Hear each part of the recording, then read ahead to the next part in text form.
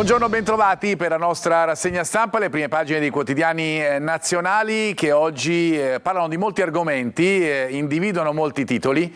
Uno di questi è quello legato alla manovra, alla legge di bilancio, perché si va verso l'approvazione alla Camera e al Senato, ma non mancano le frizioni in seno alla maggioranza, soprattutto per quanto riguarda le banche e gli affitti brevi. Poi c'è la cronaca con i 3 fermati per la Sassaiola verso il pullman che portava i tifosi del Pistoia Basket, 3 fermi, un'altra persona indagata. Si parla ovviamente delle questioni internazionali con la tregua che regge ma pesa un filo sotto tanti punti di vista nel Medio Oriente e il tentativo di bloccare la guerra in Ucraina con un prossimo summit a Budapest. Infine il gran rifiuto di Sinner per la Coppa Davis con le tante polemiche che ne sono nate. Andiamo sul Corriere della Sera per dare uno sguardo al titolo principale, che è appunto legato alla manovra economica e finanziaria.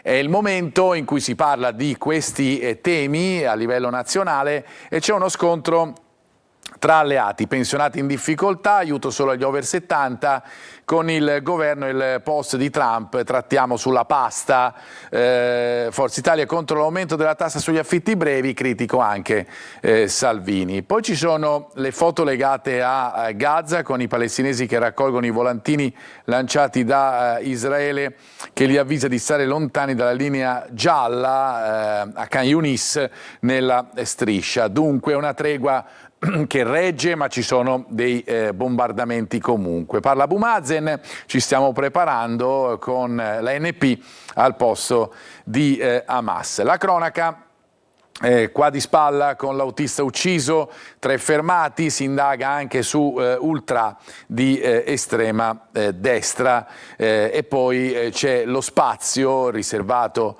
come sempre anche al cinema, ma non solo, anche allo sport, lo vedremo fra poco. Restiamo anzi sul Corriere della Sera per approfondire quelli che sono i temi e gli argomenti che abbiamo trattato all'inizio di questa rassegna stampa, ad esempio per quanto riguarda la cronaca appunto il mattone contro il bus dei tifosi del basket Pistoia, chat e spedizione punitiva dopo la gara, l'autista ucciso, fermati 3 ultra, 2 sono vicini all'estrema destra, ci sono anche i volti dei 3 fermati in queste foto e ovviamente ancora il volto della persona che ha perso la vita.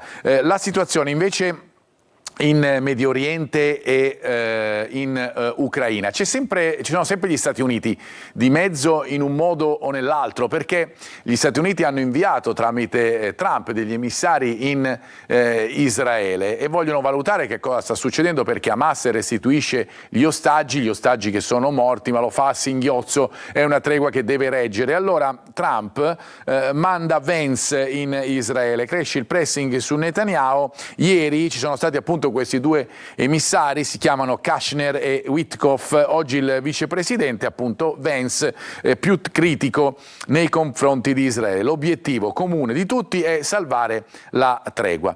Si parla di tregua o di cessazione delle ostilità anche per quanto riguarda invece l'Oriente europeo, cioè il fronte di guerra fra Russia e Ucraina, perché c'è un vertice importante che si terrà a Budapest e allora i paesi dell'Unione Europea continuano a schierarsi contro l'Ucraina e come leggiamo ancora dal Corriere della Sera, vanno verso l'addio al gas russo.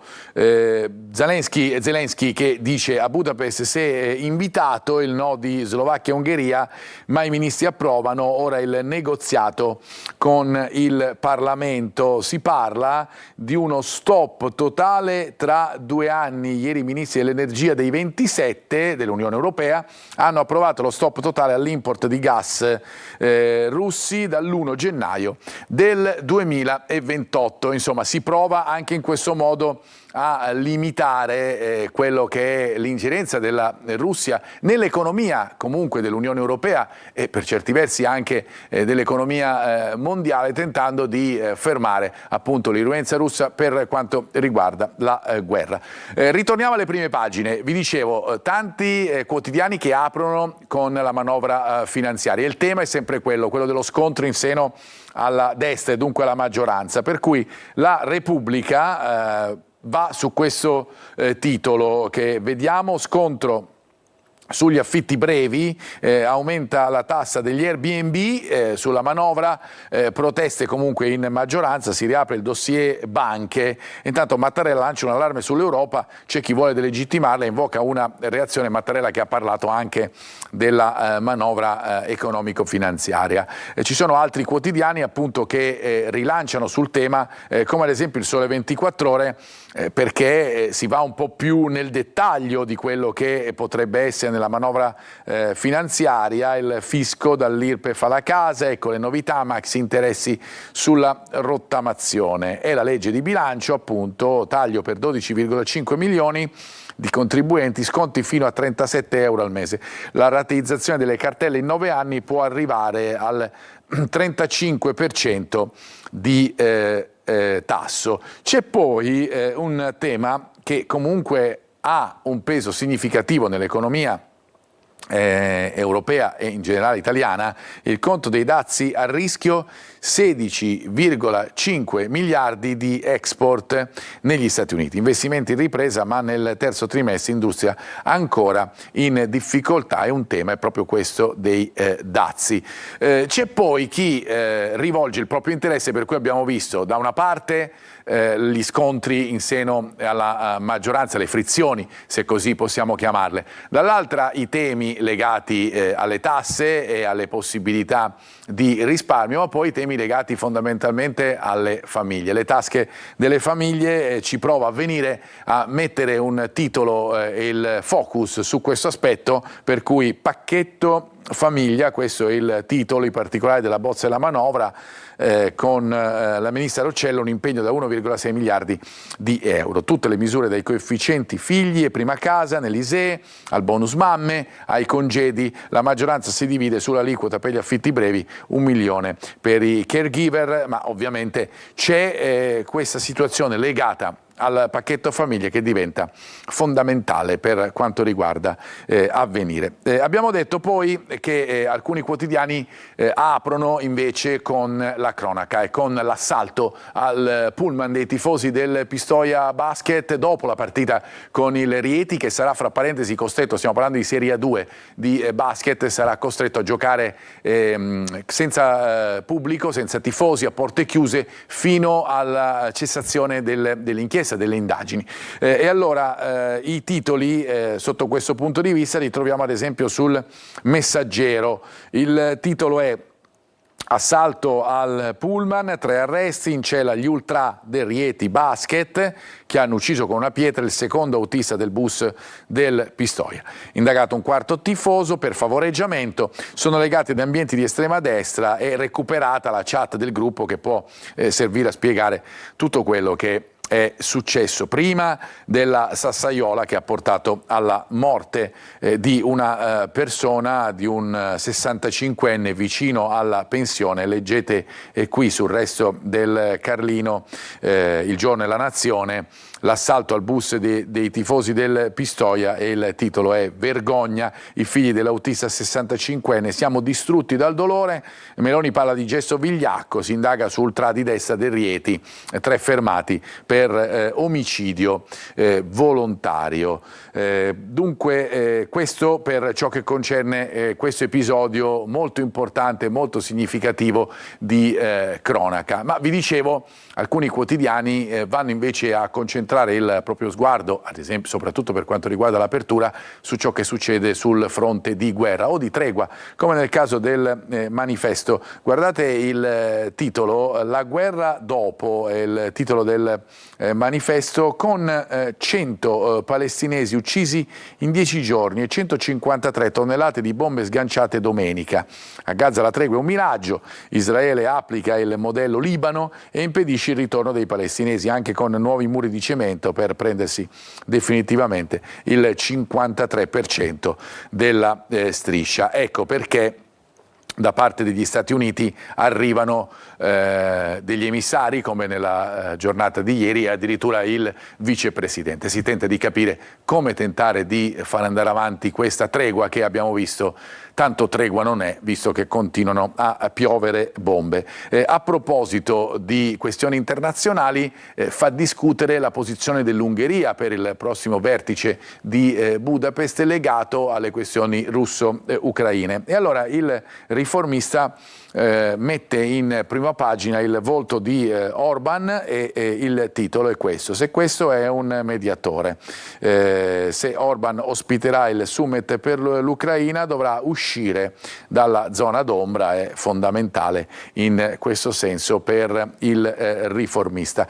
C'è poi invece il particolare caso legato allo scambio di messaggi, il post degli Stati Uniti per questa unione che c'è sempre stata comunque fra Stati Uniti e Italia, che però viene ripresa da alcuni quotidiani, perché l'Italia chiaramente fa parte dell'Unione Europea. E allora andiamo sull'Unità.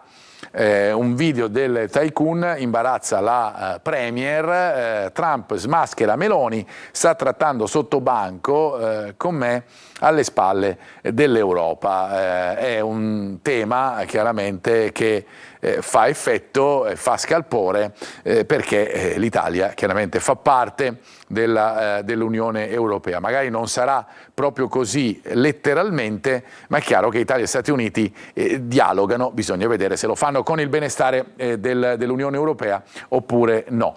Ultima parte di questa rassegna stampa dedicata alle questioni nazionali e internazionali con la polemica Sinner. Andiamo sul Giornale, quella rinuncia alla Davis e il rischio frattura con gli italiani. Le motivazioni di Sinner le sappiamo: la preparazione della prossima stagione che inizia da gennaio con gli Australian Open, una settimana dice può servire allo scopo, e fra parentesi ho vinto già 2 coppe Davis, le ultime 2, provo a tentare di andare avanti. Ricordiamo che comunque al di là delle polemiche il tennis è uno sport individuale, anche se in questo caso stiamo parlando della Coppa Davis, cioè praticamente una Coppa del Mondo per i tennisti. Anche sul Messaggero la notizia di Sinner che dice no alla Davis con l'Italia, Jannik rinuncia alle finali di Bologna e punta tutto sull'Australia. L'abbiamo detto, e ci sono le immagini dei festeggiamenti dell'anno scorso con l'Italia appunto 2 volte campione in Coppa Davis, che però adesso dovrà rinunciare per le partite di Bologna al suo giocatore più rappresentativo. Ci fermiamo, ritorniamo fra pochissimo con le prime pagine dei quotidiani locali e ancora alla fine con lo sport. Parleremo questa volta di calcio, fra poco. Di nuovo bentrovati, seconda parte della nostra rassegna stampa con le prime pagine dei quotidiani locali. Noi partiamo come sempre dal nostro sito Sicilia Web, dove troviamo le notizie aggiornate con anche le ultime notizie. Vi facciamo vedere ad esempio questa, l'apertura in questo momento del nostro sito. A San Cristoforo 30 kg di droga nascosti in garage, scoperto un giro d'affari da oltre €500.000, arrestato un catanese. C'è anche un video da poter vedere entrando proprio nel dettaglio sull'articolo. C'è anche un'altra novità in primo piano che vi facciamo vedere: il maxi sequestro di beni al boss a Messina. I finanzieri di Messina hanno eseguito un decreto di sequestro patrimoniale nei confronti di un pregiudicato mafioso messinese. Tutte queste notizie le trovate aggiornate sul nostro sito sito siciliaweb.it con aggiornamenti continui durante il corso della giornata e delle ore. Andiamo invece sulle prime pagine dei quotidiani locali partendo dalla Sicilia, che regala un titolo. Vedremo che sono titoli diversi sui vari quotidiani locali perché ad esempio la Sicilia concentra il suo sguardo sulle imprese e sui porti. Con la Sicilia regina d'Italia, l'isola è al top per nuove imprese, Raguse prima assoluta, batte addirittura Roma e Milano. Poi c'è il fatto di cronaca di ieri che avete sentito diffusamente nel nostro telegiornale, muore al lavoro schiacciato dall'asta di vetro, ferito un collega, la 15ª vittima nel 2025 nel Catanese. I due temi nazionali che poi sono l'assalto al bus dei tifosi nel Reatino, fermati 3 ultrati di estrema destra, l'autista ucciso quasi in pensione, proprio ci sarebbe andato a breve. Poi il gran rifiuto, ancora il tema di Sinner che dice no alla maglia azzurra per la Coppa Davis. Questa è la Sicilia. Vogliamo concentrare il nostro sguardo sul fatto di cronaca e dunque andiamo ad approfondire con alcune pagine interne, fra cui la stessa Sicilia, ma anche, come nel caso che vi facciamo vedere, Repubblica Palermo, l'operaio schiacciato dalle lastre di vetro, l'indagine sulla sicurezza, è un lavoratore di 58 anni, avete sentito, di origine congolese, morto nel Catanese durante le operazioni di carico. Il rapporto di lavoro era occasionale. Nell'articolo leggiamo anche solo 7 dei 15 incidenti mortali verificatisi nell'anno in corso sono stati resi noti all'opinione pubblica. Non è invece facile conoscere i dettagli legati agli altri incidenti, sebbene tutti regolarmente registrati dall'INAIL, ma siamo a un dato veramente significativo: 15 gli incidenti e le vittime.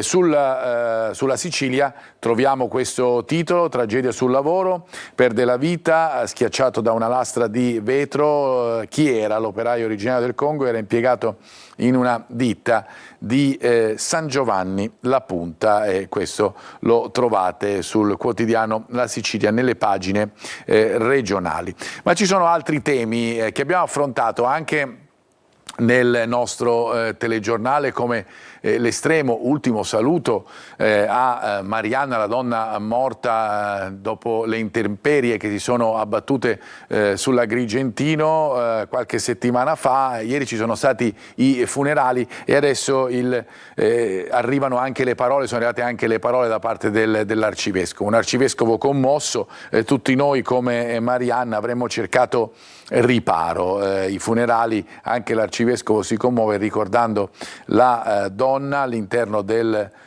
pezzo che trovate nel tomo di Agrigento della Sicilia. Si è commosso anche lui, l'arcivescovo, interrompendo 2 volte la predica preparata per l'ultimo saluto alla madre di 3 figli, una vicenda conclusa nel modo più drammatico che ha sconvolto non solo la comunità locale ma l'intera provincia agrigentina.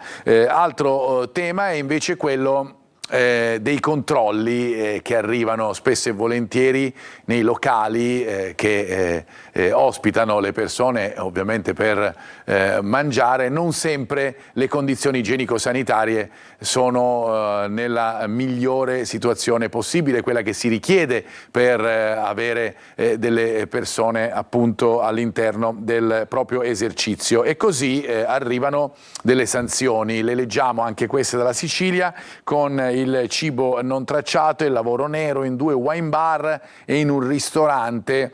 Stiamo parlando di Catania, i controlli della task force coordinata dalla Polizia di Stato, come vedete, con esponenti appunto della Polizia, del Corpo Forestale, e tutto questo ha portato a delle sanzioni per quanto riguarda appunto 2 wine bar e anche un ristorante.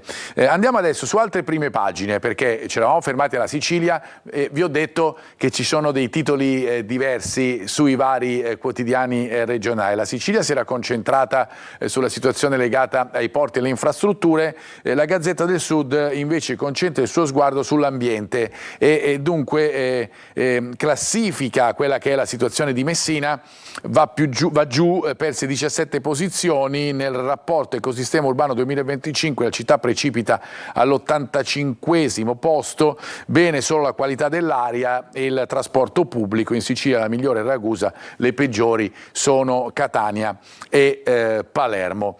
Altro giornale, altro titolo, il Giornale di Sicilia, dove spesso e volentieri il tema dominante è quello dei servizi che arrivano dalla regione, delle polemiche politiche, ma anche sui dirigenti. Allora il titolo, eccolo qua: regionali via alle trattative sui rinnovi dei contratti, pronti 42 milioni per i funzionari, altri 8 per i dirigenti, scatta la trattativa per il rinnovo del contratto dei dirigenti regionali, una partita per la quale il governo ha stanziato appunto 8 milioni e mezzo, ma che non ha nella determinazione degli aumenti mensili il passaggio chiave. Questo sul Giornale di Sicilia. La Repubblica di Palermo invece concentra il proprio sguardo sulle polemiche legate alla sanità siciliana, e allora il titolo è questo: sanità, pazienti emigrati, raddoppia la spesa. Con Zaia, lo scontro è fra i due governatori, Zaia governatore del Veneto che attacca la Sicilia